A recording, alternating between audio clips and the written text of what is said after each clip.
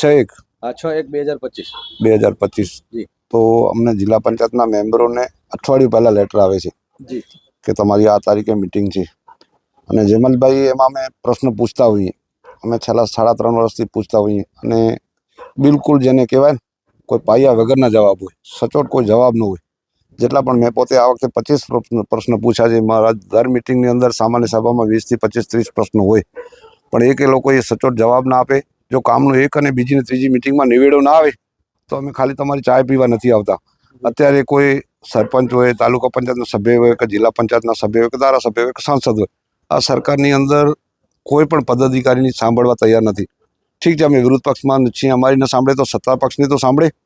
અમે આ વખતે રજૂઆત કરી, નાના બાળકોનું ભવિષ્ય બગડતો હોય, એક દિવસ જાય પાછો નથી આવવાનું. અત્યારે 3 થી 4 હજાર શિક્ષકોની કચ્છમાં ઘટ હોય. જી તમારા પ્રશ્નો જે છે એને આપણે ઝડપથી લઈ જઈને પછી એ લોકો શું કઈ રીતે જવાબ આપ્યા છે એની પણ ચર્ચા થશે. કારણ કે મને એક પ્રશ્ન તો સૌથી વધારે આશ્ચર્ય લાગ્યો. તમે પૂછો છો રોયલ્ટીની કે ભાઈ લખપત તાલુકામાં અત્યારે ઘણું બધું જે છે ખનિજ નીકળે છે અને એ લોકો વાત કરે છે ગ્રાન્ટની. પ્રશ્ન નંબર 1 6/1/2025 ના રોજ મળનારી જિલ્લા પંચાયતની સામાન્ય સભામાં નીચે મુજબની પ્રશ્નોત્તરી રજૂ કરું છું. આ મામદભાઈનો પત્ર છે, લેટર પેડ ઉપર જે છે એમણે પ્રશ્નો 25 પૂછ્યા છે. હવે પ્રશ્ન એમાં તમે પૂછ્યો કે હાલે કચ્છ જિલ્લામાં શિક્ષકોની થયેલ જિલ્લા ફેરબદલી બાદ લખપત તાલુકામાં કેટલા શિક્ષકોની ઘટ છે? શું જવાબ મળ્યો હતો? એ લોકોને જવાબ એવું જ મળ્યો કે ભાઈ ઉપર અમે ફાઇલ મૂકી દીધી છે ગાંધીનગર અને પ્રોસેસમાં છે. જેમલજીભાઈ કઈ આપેલું છે આપણે પ્રશ્નો હા હા આપેલું છે. તમે પ્રશ્ન નંબર કાઢો એટલે આવી જશે. કેટલા નંબર છે? 1 નંબર. પ્રશ્ન નંબર 1 આ રહ્યો. જી તો મેં આ લોકોને પ્રશ્ન પૂછ્યો છે કે હાલે કચ્છ જિલ્લામાં શિક્ષકોની ઘટ. તો આ લોકો શું કહે છે કે હાલે કચ્છ માં જિલ્લા ફેર બદલી થયેલ તમામ શિક્ષકોને છૂટા કરવામાં આવે તો લખપત તાલુકામાં 325 શિક્ષકોની ઘટ થાય. હાલે લખપત તાલુકામાં 225 શિક્ષકોની ઘટ છે. તો આમ ગોલ ગોલ જવાબ આપવાનો એમ નહીં. 225 ની થાય તો અમે એ પૂછવા માંગીએ છીએ ભાઈ 225 ની ઘટ છે તો એના માટે સરકારે શું કરવા માંગે છે?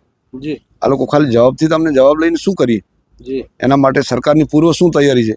તો આ રીતે ખોટો જવાબ આપે છે. તો એક તરફ એમ કહે છે કે ભણેલી દીકરી જે છે એ બે ઘર તારે એવી વાતો થાય છે, પછી દીકરી બચાવો દીકરી પઢાવો એવો એક અત્યારે સૂત્ર જે છે એ આપણા ભારતના વડાપ્રધાન નરેન્દ્રભાઈ કહે છે. તો અહીંયા તો દીકરી ને દીકરા ભણી કેમ શકશે? આવી સાહેબ આમાં જો જિલ્લા વિકાસ અધિકારીની સહી છે, આઈએસ છે, ડીડીઓ હતા ને અત્યારે કલેક્ટર થઈને ગયા છે. આવા જો જવાબ આપતા હોય તો બાળકોનું બેટી બચાવો બેટી પઢાવવાનું તો ખાલી મુખી જ છે.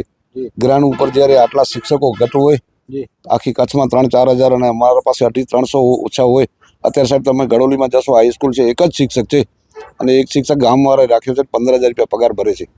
અને હમણાં જ પ્રમુખશ્રીએ જિલ્લા પંચાયતમાં અધ્યક્ષ સ્થાને ઠરાવ કર્યો કે ભાઈ હવે પ્રવાસી શિક્ષકનો પગાર આપણે ડીએનએ ફંડમાંથી ભરશું. તો શું રાજ્ય સરકાર પાસે શિક્ષણ માટે બજેટ નથી? મોટો પ્રશ્ન છે.